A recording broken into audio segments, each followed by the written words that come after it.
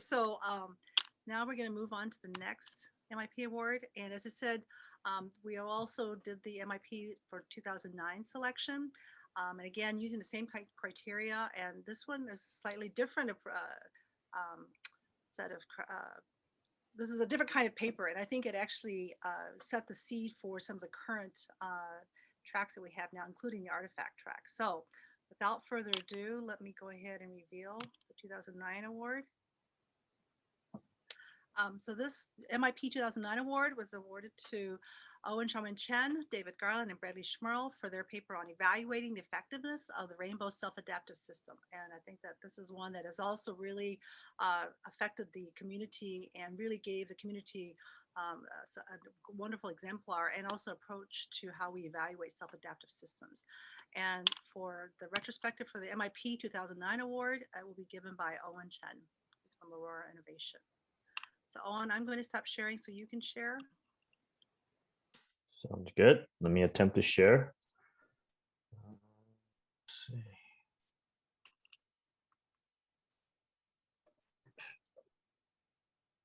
Oh, okay. So 1 second. I have to bypass security.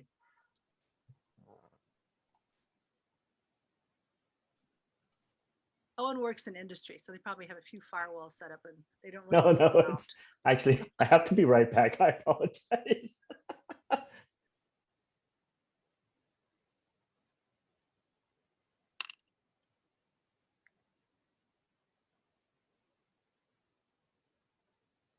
Well, this will be sort of like the pseudo break that we didn't have from the last session. You guys can take a break.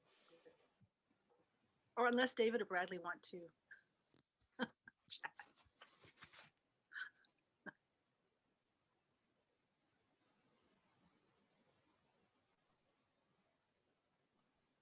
Well, while Owen is coming back on, it was I'd like to say it was a real honor to accept or to get the award this year. As Owen is about to say, it's really great to be recognized by the community, especially for this piece of work, which Owen will talk about. Yes, thank you. I apologize for the little technical hiccup here. Yeah, thanks, Bradley, for taking over. So I'll share the slide deck. I think I've sent it to Betty. But yeah, first things first, really appreciate the SEAMS community for empowering our influence.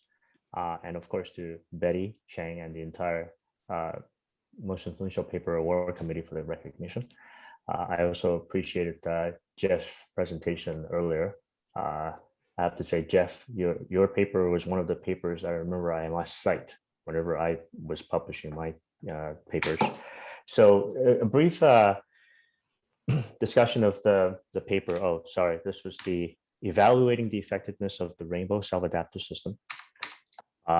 There, in my mind, as I reflect on this, there were 4 contributions to the paper, and I will also ask David and Bradley to chime in along the way with threads that they may remember for some of the where some of the thinking comes through. The first contribution in my mind was the evaluation criteria. The paper had put forth what does represent a good self-adaptive technology benchmark system. And I think we had talked about relevance, being accessible, being dynamically observable and changeable, being versatile, supporting of alternative adaptive operations and multiple configurations, facilitating quality trade-offs, and being able to be compared via some set of common metrics. The benchmark system itself is the second and arguably probably the biggest contribution of the paper. It's the ZNN system, and it's an N-tier client-server architecture style. I've shown you the types there, the properties of the types of components in the system, and some of the key operators. And it occurred to me at one point, George Fairbanks, a good friend and coworker of mine, reminding me that coming to America actually coined ZNN before we did. The third contribution is the self-adaptation fitness unit, SAFU. and SAFU profiles, which is based on utility theory and for quality dimension comparison and trade-off. And here I show you the table of SAFU for rainbow in the paper.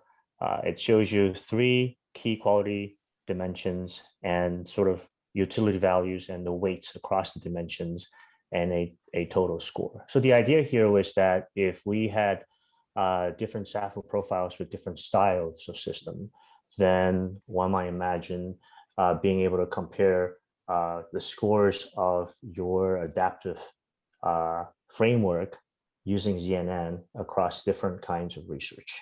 At least that's what I recall the intent was. And then the 4th contribution here is it's an exemplar where I basically showed the assessment of rainbow, essentially the evaluation section of my thesis using znn.com. Right.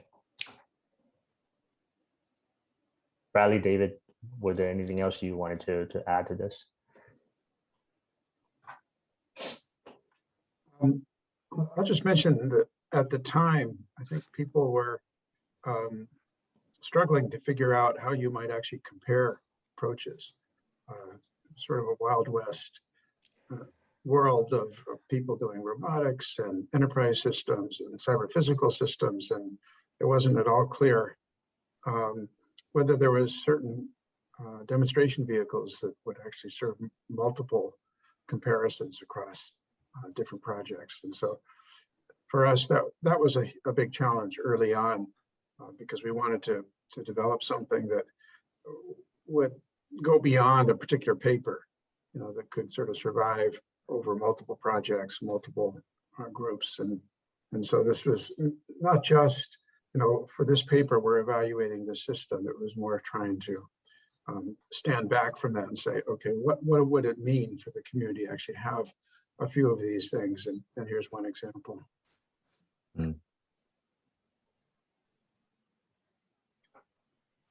Thank you, David. So the next thing I wanted to bring up is sort of reflecting on the longer term influence. So znn.com itself, it's really started as a client server system. And as I understand it, it's kind of moved into the cloud, right? When we started, we were interested in the slashdot effect. Everyone might still remember that from roughly 2003. And as looking back in history, apparently by 2005, this problem has been solved, right? The ZNN itself, we had hinted of it in the 2004 IEEE computer article. And just as a side note, not that there's causal relationship from one to the other, Amazon had released its Elastic Compute Cloud in 2006. So it seems like if I kind of reflect on how ideas come into popularization, right? There's this concept that it seems good ideas come together around the same time, kind of independently. And you can kind of see that in the early 2000s, this was sort of happening. The other point I wanted to bring up was that this is something David had thought of. This facilitates a similar idea to Chaos Monkey, which I think was around 0506, where you stress a system to test its recovery from issues like server failures or high loads. And then, as people might recognize, this is one of Netflix's critical testing capability. I think it's also known as Simian Monkey. And I had the pleasure of talking with one of the former coworker from Twitter. He said that they also use a similar kind of system to test the resilience of their own infrastructure. So the next big part about this is and I'll let Bradley speak to this, establishing a community around this artifact. Yeah, so I think we have a very vibrant artifact track now in SEAMS, and I think that that was sort of came out of this idea about having exemplars more than just this particular exemplar to compare results, given that different self-adaptive systems may be better compared in different domains. But I think sort of the fundamental ideas that we had in this paper of sort of being separated, of having the exemplar being system being separated from the self-adaptive system itself, having a well-defined and rich set of interfaces to enable rich adaptation and different kinds of adaptation systems to be put on top of them. It's something that sort of has been carried forward. And I think we have now in the order of 24 or so artifacts in the SEAMS community that are now available for use, which I think is a really great thing. Yeah, thank you, Bradley. So one of the things I did as we were reflecting on the influence of this is looked at Google Scholar. And I went through and sampled the first 40, given the time I had, and broadly categorized some of the papers into 2 buckets. In the upper right, the larger bucket, you see research work that at least the authors indicated they leveraged znn.com for evaluation. In the lower right, there were papers that reference ZNN, but actually were contributing their own community exemplars. And I know I didn't represent the entire work of the SEAMS community, I'm sure, but I wanted to kind of highlight a few of them. Some of you might recognize your own work here. These are actually links to PDFs. So when you have access to this, you can check it out, right? The reflection, one of the reflections I wanted to, I noticed here was I looked through the paper was that the original creators were pretty instrumental in spreading the use of ZNN.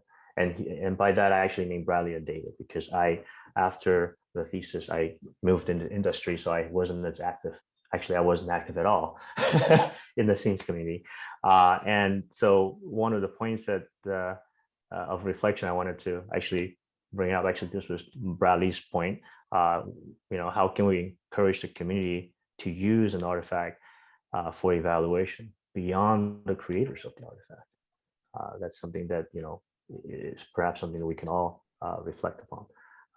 David and Bradley, were there other things you wanted to add?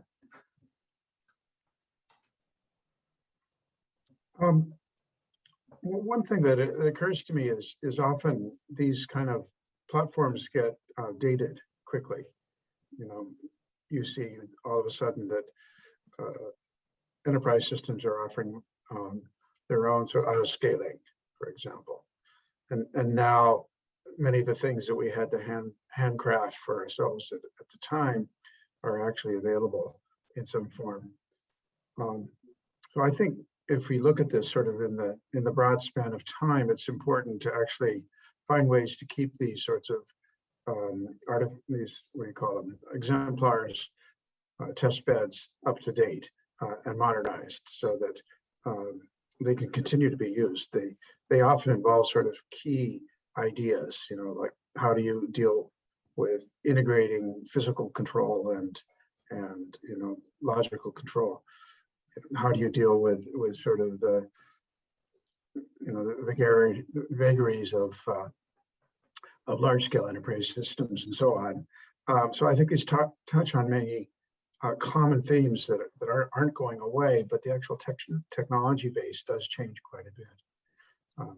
So I don't think we've thought very much about that, artifact refresh and ways to make sure that things continue to be useful as artifacts and exemplars down the road.